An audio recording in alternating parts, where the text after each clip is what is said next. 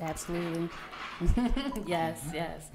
Now, you just the obstacles. Let's just even go back to the article that just came out. I think it just came out today or yesterday. You know where I'm going, right? Yes. About Baltimore City being, the deadliest city in the country. Well, USA Today. Well, USA Today. And so, with me, I know me personally. I'm just gonna speak on me. With me personally, I felt like, wow, like when you're doing a lot of work and you're putting in the work 24/7. I mean, times where I know I don't sleep, and I know y'all don't. Like times where we know we're losing sleep, we're pushing hard, and to get that headliner and to get Baltimore in that headliner of the deadliest city in America. How does that make you feel just to hear that? Well, the Honorable Minister Louis Farrakhan has caused us to see and understand that black people have been positioned by the wickedly wise to be used as scapegoats as to the reason for the ruin and the condition of this country. So it's always easy to put us in the spotlight when it comes to something that is negative, and especially when we are those who are the destructors of ourselves, but we have become the greatest destroyers of self as a result of white people absolutely robbing us of who we are. And this is why it is important today for us to realize that as much as that article came out, that if we were going to be honest about it, America is one of the most deadliest places that you could live in. She incarcerates more inmates than any other country on the 196,940,000 square miles of span of earth. And so we are not just in a deadly city to be saying that, oh, this is black people. Just a few days ago in Florida, a white boy just openly killed innocent people. So America was founded on violence. The shot heard around the world was violent. The American Revolution was violent. Crispus Attucks, the first black man that died in the American Revolution, was the result of violence. Not because he was trying to stand up for the country. It is because white, brutal law enforcement beat him for being other than himself. So these are things that we have to look at. You look at the Civil War, that's violence. You look at Jim Crow, that was violence. You look at anything that America has shown just even 60 years ago in cities like Birmingham, Montgomery, and the southern states have shown us that they could sick four-legged dogs and spray us down with fire hoses just trying to go to the toilet or have a cup of coffee with them. So no, we don't have to worry about it, Black Baltimore, in terms of us saying that we're the deadliest city in America. America has been founded on violence. Come on. Wow. Yes. I was gonna say because when I read it, I was more so like, didn't we just, like, I'm glad you just said to Florida, didn't we just have this, in Florida? And as I mentioned to Brother Andrew, there was even an instance today where there are young men riding dirt bikes, but they're white. And I don't do the race card, but in the same token, we cannot sit here and say, well, this one has a mental illness and this one is a criminal.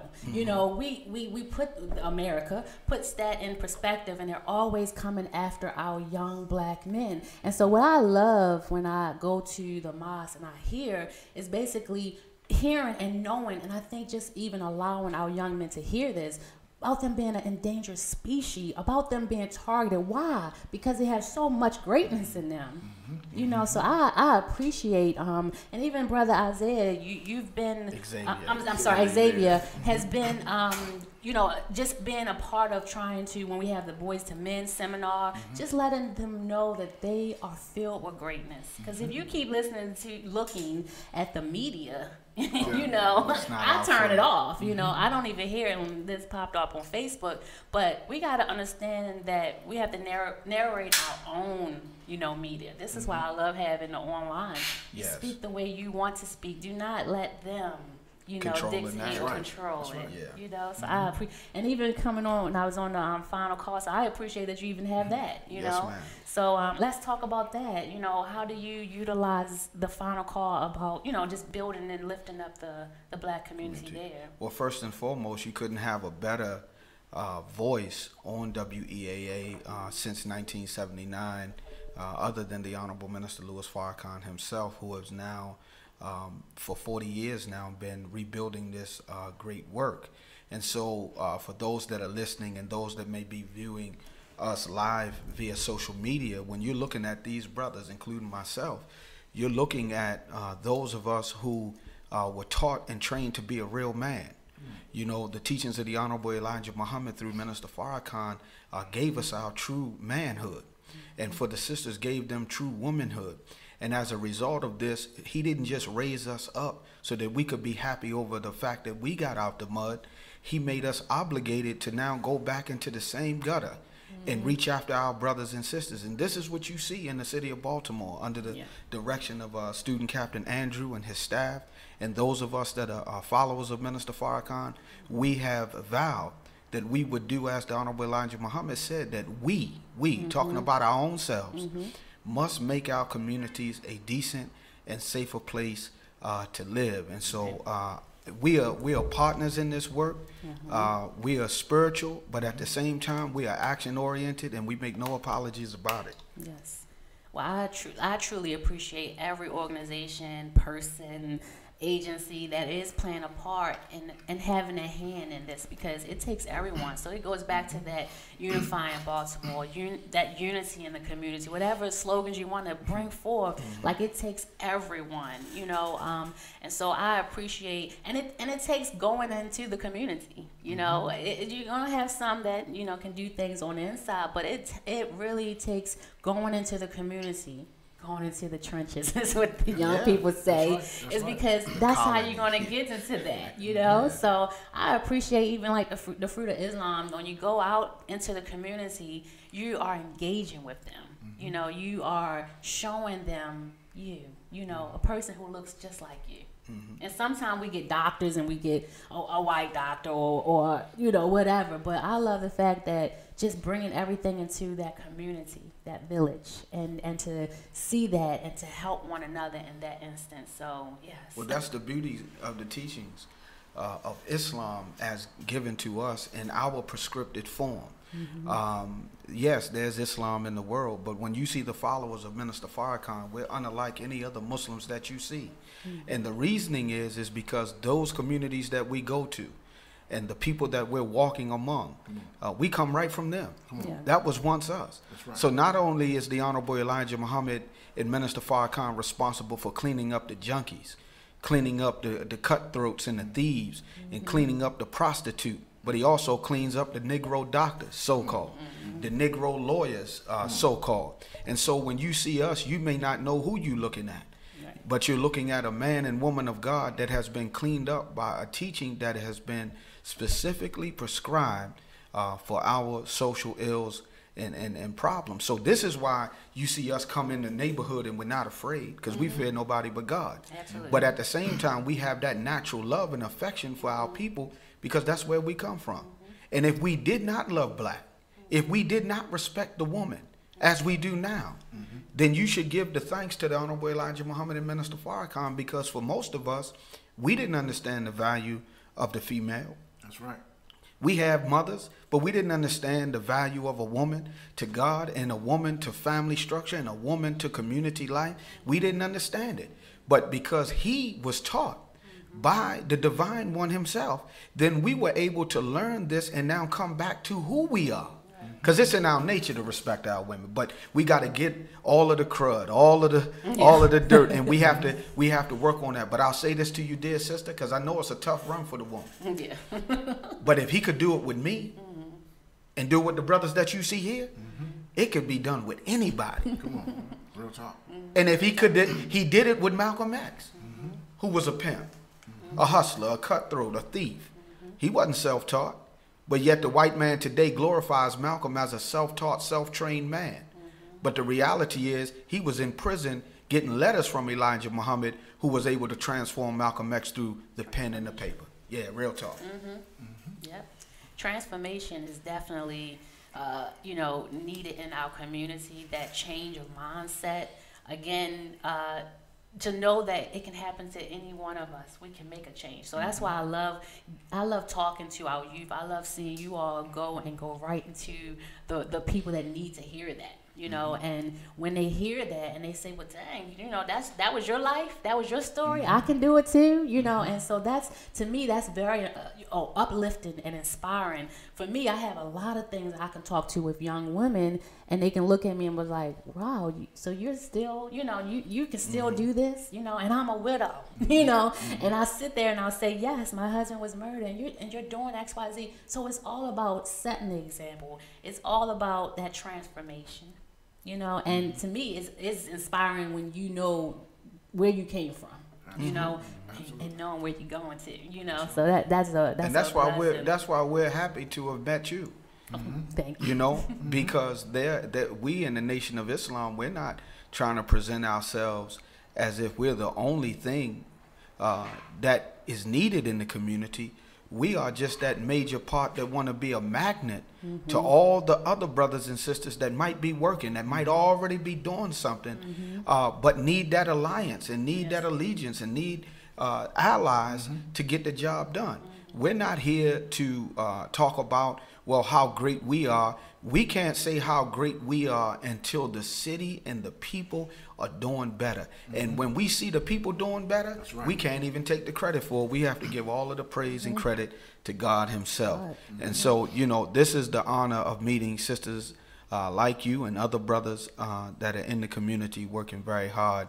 And we know you only do it by the grace and the Spirit of God. And we pray that God protect and preserve you to continue to do that work. Yes. That's right. It's definitely a struggle, but also a reward. And we may not be where we want to be, but we're daggone sure like going in the correct direction. And we always have room for, you know, for correction, you know, and that could be for ourselves sometimes, for others. With Restoring the Village, that's what we're talking about. That's what we're all about, is that unifying the Baltimore, you know, and different organizations. It doesn't matter who gets the recognition and care. I don't care about that, you know, but to know that certain neighborhoods are getting better. Right. It's getting better because people are going out and they're engaging. People are saying, hey, I have jobs for you. People are talking again to their neighbors. People are getting back into the village feel again. And there are a lot of things that we can do as a community when we drop the egos. And I gotta say it, but you know, when we drop that ego and not feel, I love that you just said, we're not even trying to, you know, we're just trying to align and help.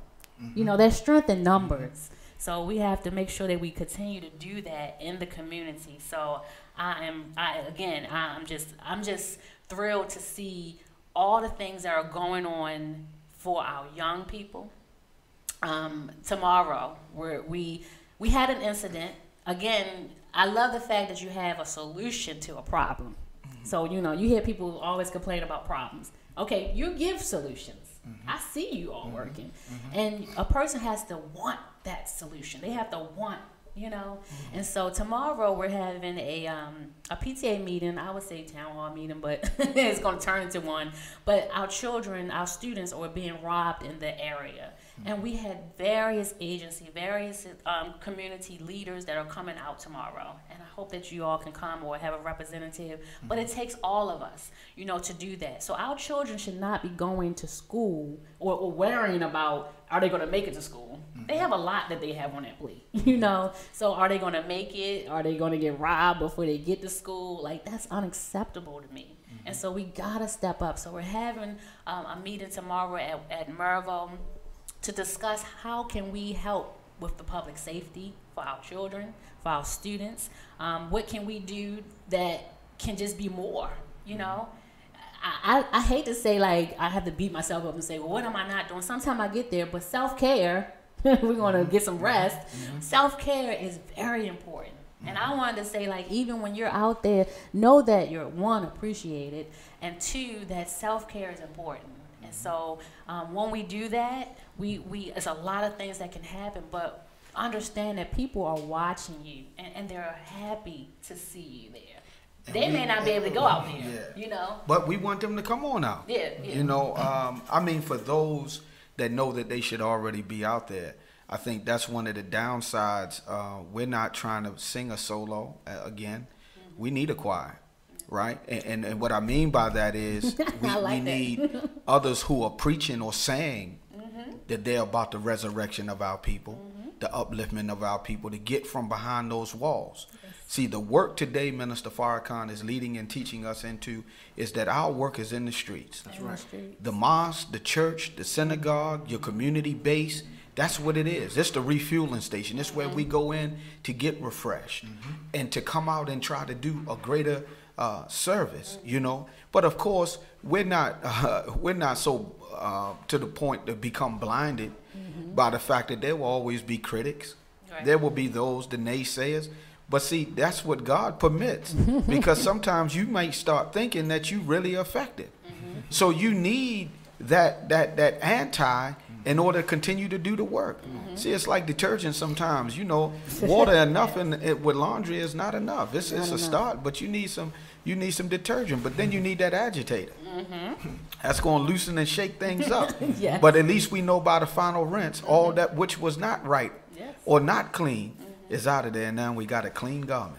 I love the agitators. And I'm about to go to another one. I love the fact that, let me just say, and I'm speaking on myself, I love the fact that we even have what's going on now with the corruption of the police department, because it's brought things to the light. You know, so yeah, it may be like, oh my gosh, they did this and that, but it had to happen. It had to happen just the way it did. And in order to correct it, in order to now take the blinds off, you know, and to know that we have a problem. I mean, people been saying all along, streets been talking all along, saying, hey, there's a problem, but no one heard it. Now it's nationally known that there's a problem. And the problem is not all our black communities, you know, but you know, that's here and there, but it's not all the black men and the black women. It is a lot of things that are going on, you know, that they are playing a part. I hope I'm saying that is a nicest way I can. Listen, I'm running for State Central Committee. I'm going to be honest with you. I'm going to be real, but I am very appreciative that whatever's going on now is happening, because that way it shows what our problems are and get rid of it, like that agitate. You know, get rid of all of that dirt. You know, clean it up. Clean it up, and cleaning our communities. Period. You know, just giving people an insight of ownership again. Yeah. When we talked about the Black Panthers, like, come on, I didn't see it, but all I saw was people like having pride in themselves again. And this is something else to consider. See, those scapegoats, those that are being positioned to be used as scapegoats, in many cases is our young brothers that are out there that have been destroyed due to abject poverty. Yes. Who all in their nature, as we all do, desire things. But of course, when we grow up in poverty and have been destroyed like we've been destroyed, then the only thing left for us to do is to get it the best way that we know how. Yes. So our leader and teacher, the Honorable Louis Farrakhan, said to myself and a few others to bring back a message to our street organization brothers and tell them that if they would invest in their communities and begin to take those vacant houses and get the other young brothers to help fix them up and join their money together and pool their resources and open up a store. He said, then if we build it up, then certainly we would never destroy it, because we invested in it and we built it up. He further said that since you're fearless, then learn to do it the right way and protect your community. Therefore, we won't have to worry about the corruption of the police department coming in to brutalize our people, plant drugs on them, and rob them in the way that they have been doing and it's been exposed. Because when we can control and patrol our community and clean it up, and it's a self-respecting community, then the police got to come talk to us. That's right. Not us calling them. Yes. They have to call us damn near to ask, can we come over there? And don't tell me that it can't be done. Minister Farrakhan in 1972, when they attacked our mosque, the community rose up so thick that he was in the position to order all white officers out of Harlem. And they obeyed it. Because if they didn't do that, then Black Harlem was going to burn that night, just because of their mistreatment of the Muslim followers of the Honorable Elijah Muhammad. I'm only saying that that's a testament to the divine work that they had done in that community. And when you clean it up, the drug addict, and you giving that young brother that dropped out of school a skill, a trade, and eventually a job, or get him some education, he don't forget that. He doesn't. You know? So it ain't just as simple as throwing money at the problem, because some preachers do that. Yes. You know, you come out because you got a congregation give you money, you throw money at the problem, but that's like a Band-Aid. You got to rebuild the whole person. And when the person is rebuilt, so teaches us Minister Farrakhan, then eventually they'll do it for themselves. That's right. Yeah. I love the fact that you just said just throwing money to the problem is not helping. Yeah. And that goes with a lot of things. They just feel like, you know, I would say government. They just feel like, let's put this in this area. But what are you doing to help them? Because let's say money was put in for, you know, all the violence or whatever, things that it can do with the youth. But if you're not helping with, they've lost their father, their brother, it's other things going on, that grief, that anger, that everything, you know, the blightness of our neighborhoods, all of that makes a difference when you know you have to walk from, or catch the bus or whatever, from your neighborhood or your home to wherever. And you're seeing all of it. You're seeing your teddy bears. I can tell you what I just rode past, you know, and I'm sure what you see, but that's what it is. And that part is hard. So you can't, again, say, hey, we have this for you. For someone who just made $1,000 and something a week or more, I don't know what they be making, and then say, hey, I got an $8 job for you, or hey, we're gonna do this, but you know you're in a lead infested home, or you don't have no food in your home, you know, just throwing it out. Even with the drug epidemic, now it's an epidemic. I'm trying to be so nice. So we're talking about, I'm not. It's my shock to do it. So it's now it's an epidemic because it's. You know, and so throwing it out to say, hey, we can put this meth clinic or whatever the case may be, and they're still not helping the person. You know, you're not building them up. You just kind of got them hooked on something else. You know, basically to need you. You know, to need. And again, I love that ownership. We need to have that back. That ownership of self too. You know, everything to take pride in it. Yeah, and this is one of the beauties. You know, said, brother nice. brother Andrew was telling me the other day. It sent me a message because we have been blessed to impact a lot of young people's lives. Going back to April 27th. Of 2015, our work out there under the leadership of Minister Farrakhan we were able to help that situation because we knew many of them young people that was out there throwing the bricks and throwing the bottles, and they respected Brother Andrew and myself by working with them in the detention center. So he sent me this picture of one of our little soldiers was working now. And I think you put in the text, all they need is a chance. That's right. You know, and sometimes, it is clear, you know, a lot of them out there hustling. They may be making quick and fast money. And, of course, to go and ask them to work at McDonald's. No, real talk, even before the job, the love is the thing that will get them to see, you know what, let me try it this way. Because when they see an example of real men that's not selling drugs, but are blessed to be able to live a clean and free life, right? Then that's really what they want in their heart, but they've never been shown how to do it. And so, you know, this is some of the great work that he is doing and that we've been blessed to do throughout the city. But to see those kinds of victories is a testament that even if you got one, that's right. Then in God's eyes, that's a lot. I was gonna say yes. And he's going to Chicago with us. Yeah, and he's going to Chicago with us, the young brother. Yeah, awesome. Just came home. Yeah, Awesome. I love the fact that I always, and I think I said it last week, like love, 4-letter word, but sometimes it's the hardest, but it really is not. You know, it just takes genuine dedication and love for something or somebody, and we all can do that. And so even like mentoring a youth. Just calling. Like I have one young lady, she remembered me during the summertime when I talked to them for grief support group, and I saw her at the award thing that I had hosted, and she said, I forgot your number, and she wanted my number again.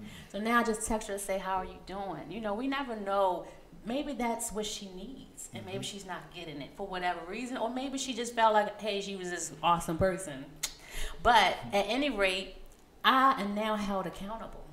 Someone came to me and she didn't have to say, I don't have your number anymore. So we have to make sure that we don't miss those signs and make sure that we do give back to our youth, because they're watching and they enjoy it and they love it.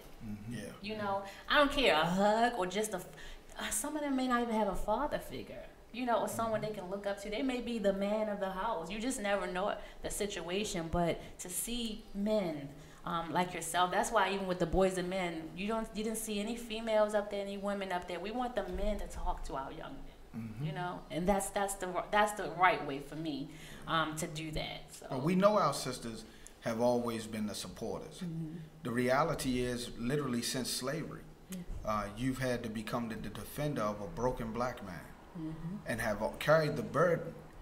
But this is what the Nation of Islam, by God's permission, was raised up to show, that we could bring the balance back to our community.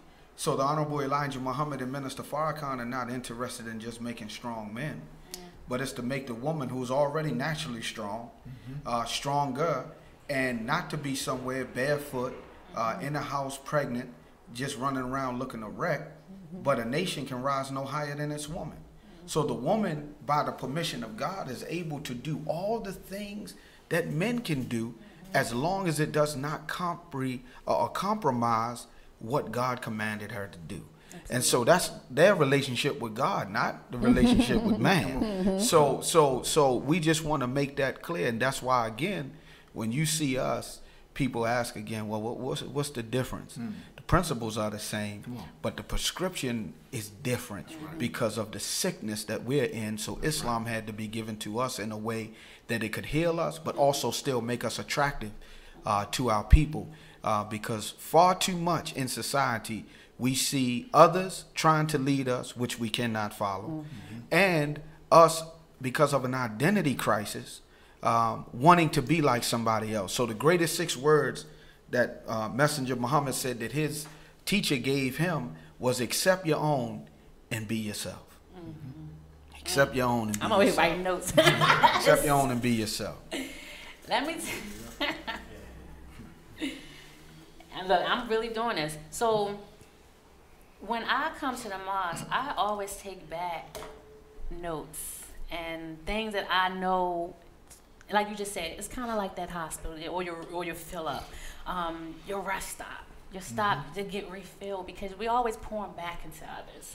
And so when I come, I know that when I leave there, I feel empowered, I feel rejuvenated, you know. And sometimes it's just either resting or going there to hear a word. But there's a word for all of us, and definitely I'm always hearing unity.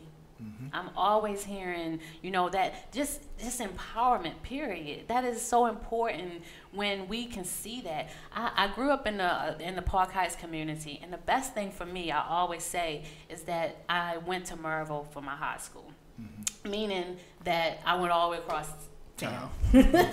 I changed environments, you know. I changed environments for me to see that there was more than what I could see in my eye. You know, there was more.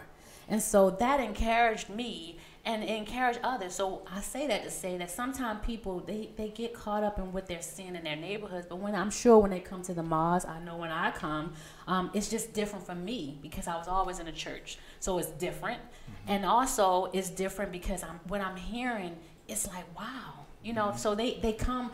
I know I've heard people say that you have that wow moment because it's for you. That message is for you. You know, and you can identify. So you just said the identity crisis. Yeah, it's a lot of that. You know, that's one of our problems here.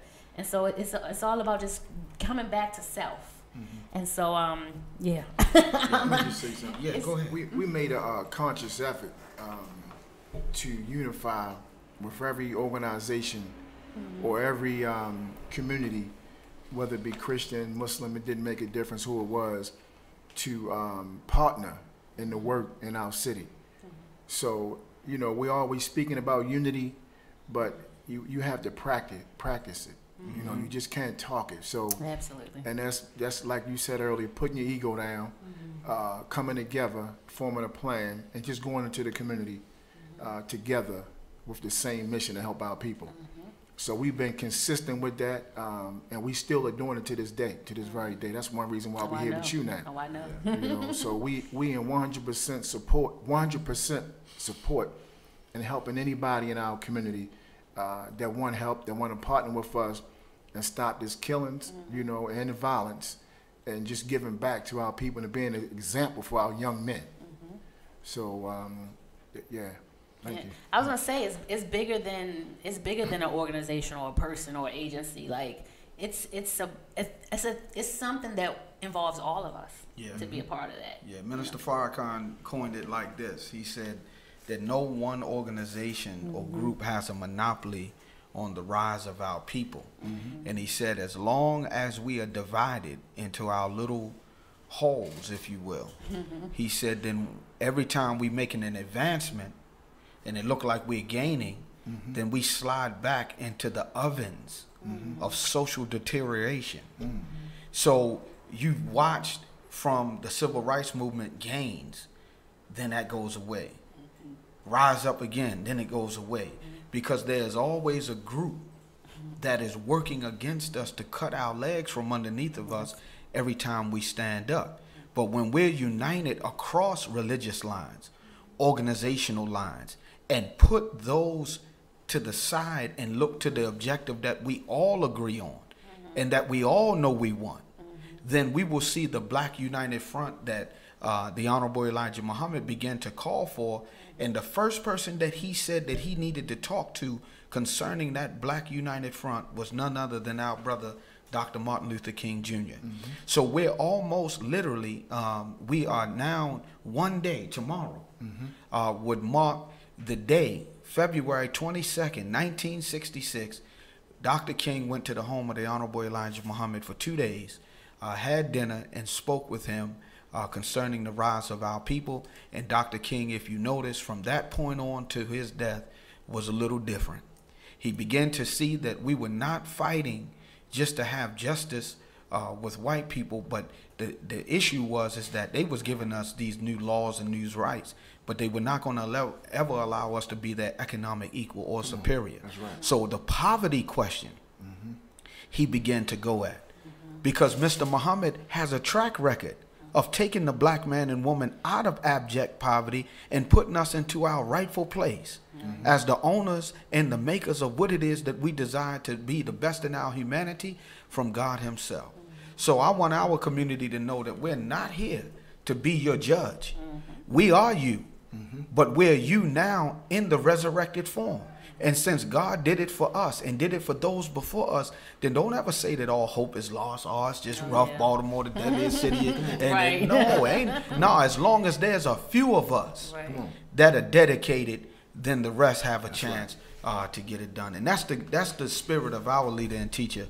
And I thank Allah to have such a man like that to follow, because a young brother like me didn't know the way, and I don't know it all. So it's always better to have a coach and a guide to show us how to do this work and love our people properly. We all need that coach. I'm trying to tell you. I posted something earlier just to kind of go off of when I was talking about the article. Anyone would know me, I'm always just filled with just hope. One day it's going to come, right?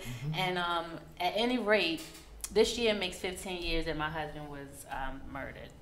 And the same district that he was taken from is the same district I'm running in. That is boldness. This is my push for a lot.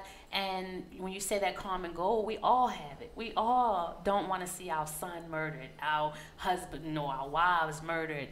So the common goal is making Baltimore safer, making it a better place to live, making it just a better place. I'll just give without even giving that. So I'm very big of not even looking at the media. I take from what the media does and I switch it.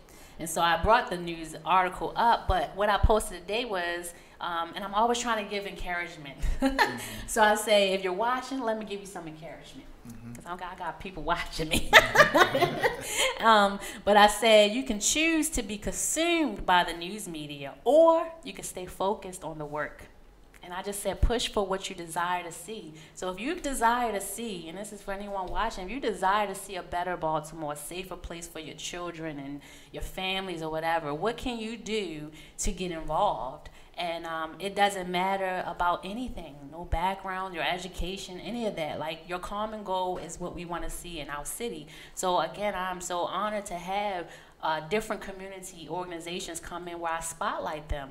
And it's just a great thing because some people may not even know what others are doing. I love the fact that, you know, you're never like in the media or trying to post things that you're doing. I sometimes push it because I like, you know, I like it. But I love the fact you're just focused on the work. You know, and I love that. But we also want people to know that the work is being done and you can play a part. You know, you can play a part in that.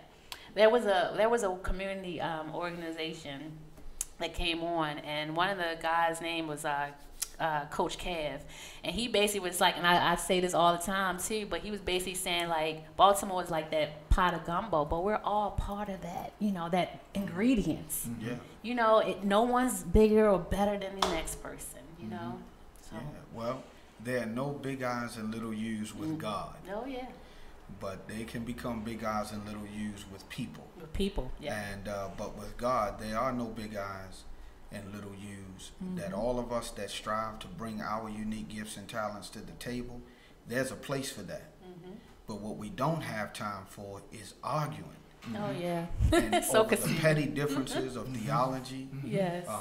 Theological differences, the direction that the community is trying to go in, religious people sitting in the back rooms cutting deals.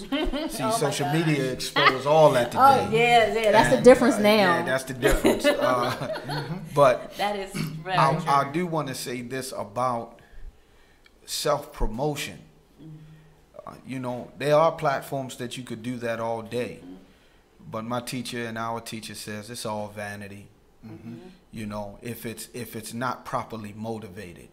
Yes, the people should see what we're doing, right?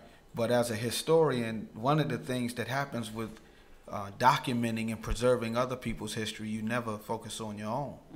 So, and the rationale is because somebody else has to do that. So when you promote us and put us out on social media and others do it, then God is blessing us in that way to let us know that we had the kind of impact. But one thing for sure, though, regardless of any post, if we've done the work, the people let us know.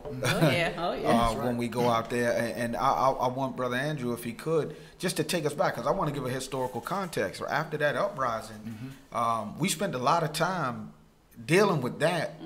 And there were some other obligations that we have weekly and monthly that got put set to the side. You know, we push our #1 black-owned operated newspaper, The Final Call.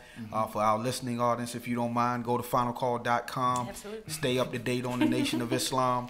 This coming Sunday, definitely tune in, NOI.org. The Honorable Minister Louis Farrakhan will be speaking live 2 p.m. But can you share with the audience when we finally got back out in the street, because we had all our paper stacked up from patrolling the communities and being out there, but share with the audience what happened when we got out there to try to down these papers that had kind of stacked up. Yeah. Well, couple of things. Are you talking about after the riots? Yeah, after when the they were riots? blowing the horns. And Oh, yeah. yeah. I mean, for those who don't know, that was one of the most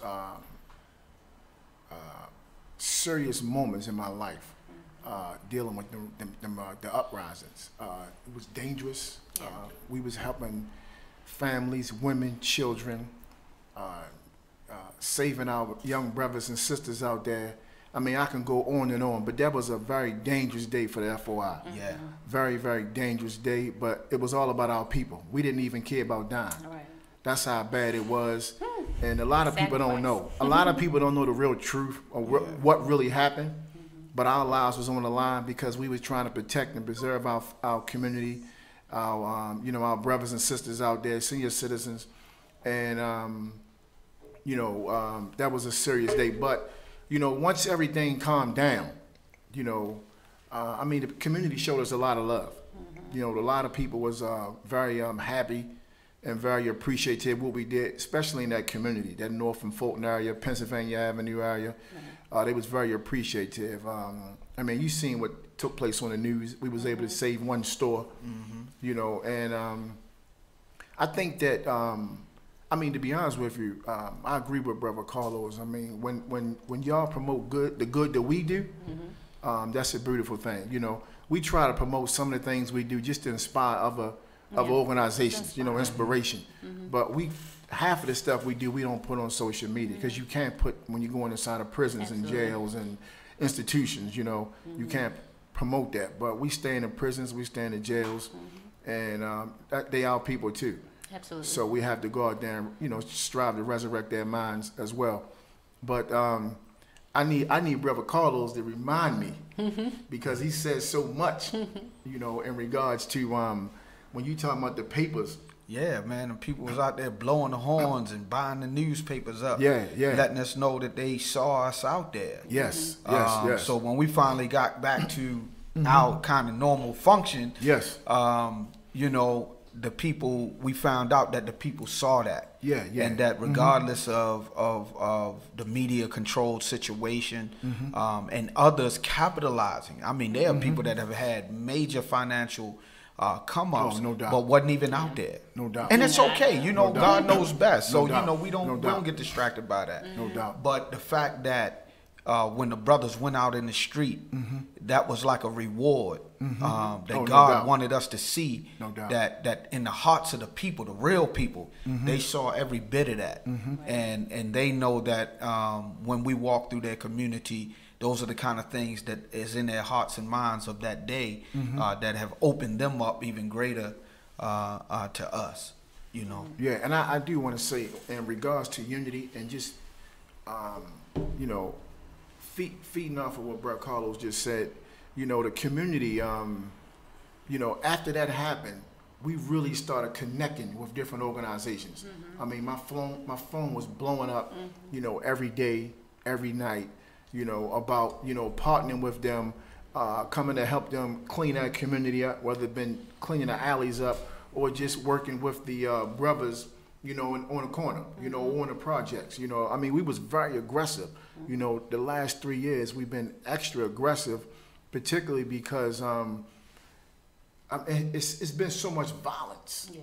You know, and most of us can't count how many funerals that we've been to. You know, we was going to funerals back to back to back to back to back. I mean, we was burying people, protecting people, protecting funerals. I mean, just so parents could bury their sons because they didn't know what was going to happen in the funerals. But the bottom line is, that's the love that the Honorable Minister Louis Farrakhan put in our heart and mind, because, I mean, we don't care about dying when we talk about saving your people.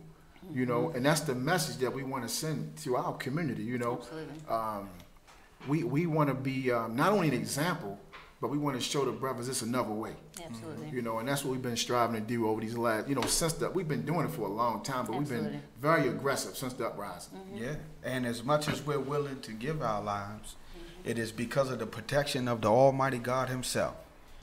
We don't carry weapons, but you do. But I would caution anyone to think that you're just dealing with some lovey-dovey people that's out there that ain't afraid to die. Nah, we're fearless because God makes us fearless. Without Him, we could not do the work that we're doing. But at the same time, we're not paper boys. We're not bean pie salesmen. We are those that God has put in front of you to show you what a real new man look like after he's been destroyed. And when you've been raised up from where we come from, we're not too willing to go back to the ignorance or even go to an early grave without defending ourselves in the process. That's right. Yeah. That's right. That's real. If I was in a poetry thing, I'll be snapping my neck. Now, this has been like a very, very good show. Again, thank you for coming on. Thank you for having us. I know us. we kind of missed the part of the say if you wanted to call in, but I would still give the opportunity. If anybody have any questions or wanted to call in, the phone number is 404-436-1277. Again, any questions, comments, it's 404-436-1277. going to be wrapping up soon, but it's a lot of great things that we can talk about, and there's a lot of exciting. Like when we talk about, you talk about sacrifice. I remember you, brother Andrew Lloyd, kind of get on me sometimes because I will go out into the community. Sometimes I'm by myself, and I understand. But when you have a love for something, you just don't care. That's you know, right. I don't say you don't care, but you know, I don't fear that because I know God has me. You know, He has my back. He's ordered this. He's ordered my steps already. You know, and I am just so grateful for the sacrifices that everyone is making. You know, even time, not even, it don't even always have to be security wise or like your life, but even taking, I have a small child, sacrificing from your family. You know, that to me, it speaks volumes. So again, anyone that wanted to call, have questions, phone number is 404-436-1277. I know that we said a lot, but if anything, please just gravitate to unifying, unity, getting back into the community if you're not already doing it, engaging with organizations that are. You know, we can do a lot of talking, but when we have solutions on the table, you know, pick it up and see how you can even play a part and be a part of it. So well, in terms of going out in the community, you know, Mr. Muhammad gave us some valuable gems. And he said that whatever we do by the permission of God, we should not void it of using the best of our intelligence. So he even taught us as the brothers to strive our best to go out in pairs. Because when we're working, somebody should always be in a position to watch. That's right. As the old saying says, that when some are praying, others are watching. You know, and that's the same spirit that we have to do when we go out to help our people. Well, I received that. Oh, we do have a call. Okay. Hello, caller. You're called in. Hello. Hi, how are you? We all we got, we all we need. Hey, the mighty BFK. What's up, huh? Look, it just threw me off. Hey, brother. Yeah, wherever my brother's at, I'm always watching. Yes, the line family is always long, and I just was watching the show, and the line is very strong. We all we got, we all we need. I don't have to take up much time because too much time take up the line time. Come on. Well, it was good seeing you on Sunday, my brother, and you already know what it is. It's kindred spirits here, so we got work to do. Yes, that's what it is. And Brother Andrew, you already know the vision. And the street man, you already know we got 40,000 felons, so I'm waiting. You already know. Yes, sir. Thank you. Good seeing you today in jail too, big brother. Good seeing you. Oh, you this morning. Yes, sir. You already know. We all we got, we all we need, and we will get our city where it's supposed to be, dead or alive. That's right. Got it. That's Thank right. you. Setting our future up. That's right. That's right. Salute. I love Salute. y'all. Love you too, Chief. Yes, thank you so much. Always supportive. Salute. Thank you. Salute. There's a lot of other communities and other organizations doing a lot of great work Oh, yes. that we don't know about, that deserve respect and honor too. You know, we work with a lot of different people, senior citizens and youth, that may not get credit because people don't know. But you know, like Brother Carlos said, God is the CEO of all things. Absolutely. And He gives the credit to who deserve. Absolutely. So, you know, I just want to, you know, give a shout out to all the people. That's right. That's putting out work that we may know who they are, you may know who they are, but the people may not know. But God sees everything, all the good that you do. So it's a lot of people, a lot of good people, men and women, that's doing great things in Baltimore City that deserve to be honored and respected for what they do, and they're not being seen. Absolutely. One of the things that we're doing with Restoring the Village, you probably know, is that, again, bridging that gap and bringing everyone together. It doesn't say that you got to come under my umbrella and do what I say. You know, like my entire RTV team has another organization of their own. It's just all saying that we can come together, collaborate, and still work together. So on the website, I'm not sure if you know or not, on the website we list all of our community partners, the ones that have that same common goal, and we have a link to their website. So please make sure that you either go onto the Restoring the Village, well, it's rtvproject.org is the website. We list all of the organizations on it and how to connect with them. Part of Restoring the Village is showing, that's kind of us. You can call me as the public relations lady. But my goal is to make sure that the city sees everyone and what they're doing. And I just think it's important because some may think that, you know, this is not getting done, and we'll say, no, it's about 20 organizations that are doing it. So we're just kind of just making sure that we pour back into our community. We honor the ones that are doing it. And so it's a lot of great things going on, and we need to show it. And so that's part of the things that we have been doing. And I'm grateful. Hopefully, it doesn't make too much noise. We're going to be wrapping up the show, but I do want to say that if you want to be a community partner, there's no obligations, there's nothing that you have to do, but just have that same common goal, to want that, to unify. And so, again, I'm grateful for my community partners here, from Muhammad Mosque number 6, for coming out on this evening. Thank you, Student Minister Carlos Muhammad. Thank you, sister. Thank you, Student Captain Andrew Muhammad. Thank you, Xavier Muhammad. He's on my Facebook page. I'm having a blur, but thank you. Big shout out to Isaiah too. Isaiah too. He's part of the work. You know why? Because like the Boys and Men, like let me just tell you, the Boys and Men seminar, they come out and he's like, he's just on it, you know. So man, everybody has been so just helpful and supportive, and we're supportive of one another, and that's the way it should be. You know, it doesn't matter about anything, but again, that same common goal. And so I'm gonna just kind of end this with any kind of wrapping up, or how to contact you, or any things that are coming up that you want the community to know. I'm gonna hand that over to you. Yeah. Any last words? Of course, we're located at 3306 Garrison Boulevard, Muhammad Mosque number 6. We meet every Sunday at 11 a.m. Doors open at 10:30 a.m. Of course, we have other scheduled meetings, but we would say, come on and join us on a Sunday and get spiritually fed. And we have manhood and womanhood training classes. Final Call radio broadcast featuring Minister Farrakhan every Sunday night. WEAA 88.9 FM in Baltimore. Tune in, and it's every Sunday. You know. Oh, Sunday. About the leader speaking. Oh yeah, this coming Sunday at 2 p.m. East Coast time. 2 p.m. East Coast time.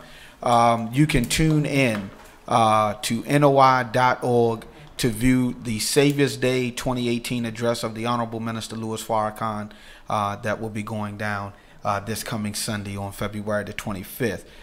We will not, if you're in the Baltimore area, we won't have a mosque meeting this Sunday, but we'll be back with you on March the 4th. So may God bless all of us that are traveling to Chicago for our annual convention. I just heard we have another call. This is good. This is good. Okay, go ahead. I'm sorry. No. I was like, you got another call up? This is good. Okay, hello, caller. You're on. Assalamu alaikum wa rahmatullah. Wa alaikum salam wa rahmatullahi wa barakatuh. Yes, Brother Carlos and Brother Andrew. This is Sean Stinnett. Hey, my brother. How you feeling? Yes. You know, no, Angie, I had to call in because, you know, I appreciate these brothers, you know, so much. And I just have to definitely give homage to Brother Andrew, because anytime, I don't care whatever hour, whatever day, he's always answering a call. If I'm just like on Saturday, I needed some representation over at one of the community association meetings. I mean, he had two brothers, Brother Bilal, and another brother was there that he always definitely answers the call. And I really, really want to truly appreciate from the bottom of my heart that appreciated everything you're doing, and especially with the collaboration that the Masjid has with the Liberty Wabash Presidents Alliance, which is a combination of 9 neighborhoods, and hopefully, inshallah, we'll be able to start our own citizens patrol that's going to be funneled through the Masjid, hopefully and definitely in due time, because we know we definitely need some extra protection and dealing, working with brothers that are not afraid and are definitely willing to make the commitment in trying to protect our communities. Yes, absolutely. sir. Absolutely. Thank you as well, Sean. We appreciate you, and always. We always respect and honor, man. So thank you for that, big brother. Yes. Yes. Yeah, no problem. No problem. I appreciate you. Sean, Appreciate all three of y'all. I appreciate it. Yes, I was going to say, Sean, thank you so much for calling in. Thank you for all the work that you're putting in the community, because you're doing it too, man. Right. We so appreciate you. And he's going to be on in March. So Right. Really, Yeah, I'm we'll talk really about that in excited. March. But yeah, I just love Baltimore. I know. And you know, I love Baltimore, and Come you know, on. my kids. You know, I'm raising my kids here, and my kids actually, brother Andrew and our kids go to the same school. So it's like, you know, right. we have to live here. So it's like we have to do double the amount of work as far as to make sure that our communities are protected. That's Absolutely. Right. That's right. That's right. Thank you, Chief. Right. Yes, Thank sir. you. Thank you for calling Okay. in. All right. Thank you. All right. All praises. All right. Assalamu alaikum. Wa alaikum salam. Well, all right. And I guess we're going to have to come back. I just want to say that. That's what I was going to say, your last final. Yeah, so I wanted to talk about your program because you and Nadia, Yes. y'all are doing great work, and y'all have to continue that. And Brother Carlos was scheduled to speak at both events, but he was out of town. Okay. And he's going to be out of town again for this one. Yes. So Brother Isaiah has been filling in for me. So we want to thank you, both of y'all, for what y'all been doing for our young black men. Great So work. keep that up. Thank you. Keep that up. Just keep doing it. Keep doing it. Keep doing it.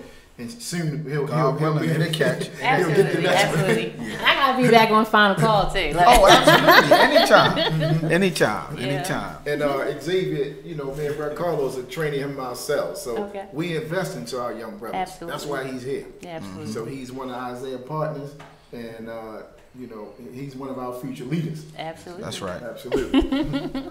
Any final word from you? No, I just want to thank you. You know, I see all the work you're doing on Facebook. You know, we are Facebook friends. So, you know, I see the work that you're doing in the community, and the work that we're doing. You know, we can come together and continue to be a positive influence on the community. Absolutely. Thank you. Yeah. Thank you. Thank you so much. All right, this was like a great show. Sorry, kind of, well, I would say went over, but I want to thank you for your time. Thank you for coming out. Thank you for your support, your partnership, your love for our people. You can always continue to follow us on Restoring the Village Project on Facebook, as well as I'm on Twitter now. I see you on Twitter, right? I'm like, how do you tweet? Oh my gosh.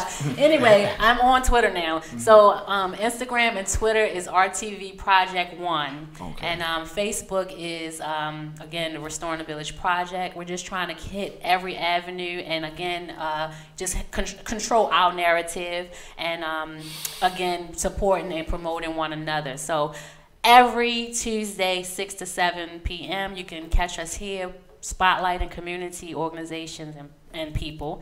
And we just look forward to continuing to just uplift our people and continue to empower one another and ourselves, you know, mental health, everything. We want to hit every avenue, every topic. And so, again, every Tuesday, 6 to 7 p.m. Next week, we're going to have another great person that we're going to be spotlighting. I will be putting that out. I like to put, like, you know, secretive. So on Friday, I put it out, you know, give you something to think about. But again, just continue to support Restoring the Village Project. Continue to be a part of building and empowering our people in the community. So again, share this post. I'm supposed to say post. Share this video on a post in groups. Allow it to just be an enrichment to our people.